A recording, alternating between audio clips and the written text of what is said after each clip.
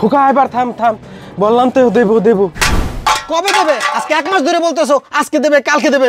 আমার আজকেই গাড়ি লাগবে, নয়তো। আরে খোকা, দেখতেই তো পারছিস আমরা গরিব, এরকম পাগলামি করলে তো মুখের কথায় গাড়ি হয়ে যায় না। দেখ খোকা, কালকের মধ্যে যেভাবে হোক তোকে টাকা গুছে গাড়ি কিনে দেবো।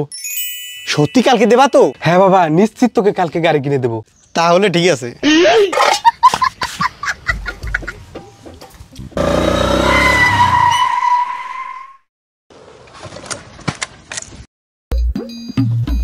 খোকা, এই নে তোর গাড়ির চাবি।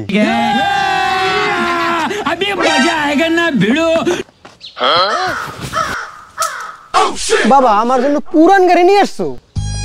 দেখ বাবা, আমরা মধ্যবিত্ত পরিবার, আমরা মন চাইলে সবই করতে পারি না। লোনের টাকায় যেরকম হয়েছে তা দিয়ে তোর জন্য গাড়িটা কিনে আনলাম বাবা। আপাতত এইটাই চালা, লোনের টাকা পরিশোধ হলে তোকে আরো দামি গাড়ি কিনে দেবো। বাবা সত্যি দেবা তো? হ্যাঁ বাবা, তোকে সত্যিই কিনে দেবো। বাবা শোন শোন শোন বাবা, আগেই গাড়িটা চালাবি, নতুন এনেছি, একটু পূজা দিয়ে নেই। দূর, পুরান গাড়িতে আবার কিসের পূজা?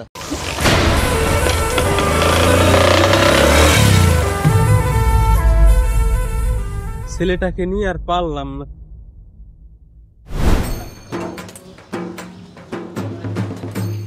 নগেন বাবু, নগেন বাবু,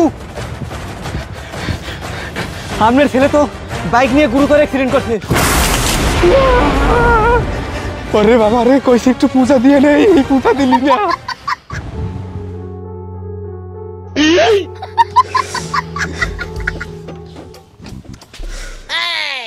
ভাই, তোর ছেলেটা মৃত্যুর পথ থেকে ফিরে এসেছে, ওর মঙ্গল কামনার জন্য একটু গাইন বাইন ডেকে নাম কীর্তনের ব্যবস্থা কর। হ্যাঁ ভাই, তুই ঠিকই বলেছিস, তুই যেভাবে আজকে একটু খবর দি, তাদের আনার ব্যবস্থা কর। হ্যাঁ ভাই, ঠিক আছে। কি অবস্থা রে! বৈষ্ণবগণ এখন নাম কীর্তন শুরু করতে পারেন। আচ্ছা আচ্ছা। গরে সনি সরে রে, গরে সনি পা, জানি না কোথায়। কি গাইতেছেন? আমরা তো নাম কীর্তন করতে আসছি।